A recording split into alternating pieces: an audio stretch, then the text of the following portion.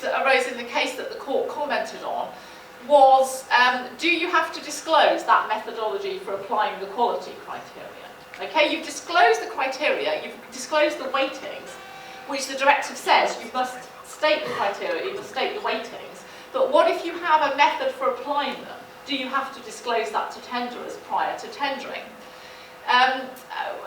We've got various established principles. I'll go through those very quickly because of time. That you must actually state the criteria and weightings. You must disclose any sub-criteria.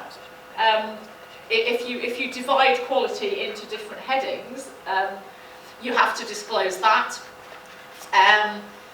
You must disclose any weightings you give the sub-criteria if they could have affected preparation of tenders, and that you can't do this after tendering. Okay, I was going to spend more time on that, but because we're late starting, is everybody happy with that? They're the sort of established principles in the directive and the case law. That one I'll skip over. I can come back to it if we have time later, but let's get on to the case. The question in the case then was, but what about these methods of applying the criteria and the weightings? Do you have to disclose that? Now in the UK, we've always taken the view that you do. This is all based on the principle of transparency, and it's just as relevant to disclose the method, because the method is really, really important. And actually, if you go through practical examples, you can see that disclosing the criteria and the weightings actually tells tenderers nothing. You can actually, in the method you use to apply them, you can manipulate it to get whoever you want to win the contract, depending on what evaluation method you use in applying that 80 and 20%. Okay? So really it's very important to disclose the method in order to prevent abuse. Just disclosing the criteria and weightings means nothing. So we've always taken the view in the UK, and the courts take the view, that you need to disclose the method of applying the criteria. But oddly, there's a sort of statement in DeMarso that seems to say, as a starting point, you don't. There's this statement in the case which says, the method of evaluation applied in order to effectively evaluate and assess the tenders of their relative weighting does not need to be disclosed, right?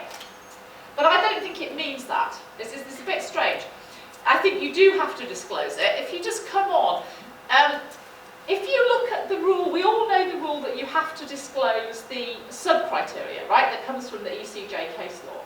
But the way the ECJ stated that rule was like this. It started off by saying, you don't have to disclose the sub-criteria and their weightings, right? That's how the court starts off formulating that rule. But you do have to do it if it could have affected tenders, etc., etc. Which means that you basically do have to do it almost always, because it almost always will affect tenders. And I think that's what that means as well. I think it starts off by saying you don't have to disclose the method, but then actually you would have to if it affected tenders, right? And I think that it's a pity the court wasn't clearer about that, but the Advocate General is very clear that if it could have affected the tenders, that you do have to disclose it. And I think that that's probably how the court's judgment should be interpreted. Interestingly, the Danish government wrote to the European Commission about this back in March, before the case was decided. And the Commission asked, do you have to disclose the method? And the Commission said yes. There's actually this formal letter they've written, which says yes, you do. So that was the Commission's view, the same view that we've adopted in the UK. So I think even after the DeMarso case, it is the better view that you do have to disclose the method when it could have affected tenders. That's my view. And I would be surprised if the court took a different view. It isn't clear, but I think it's quite risky not to do that.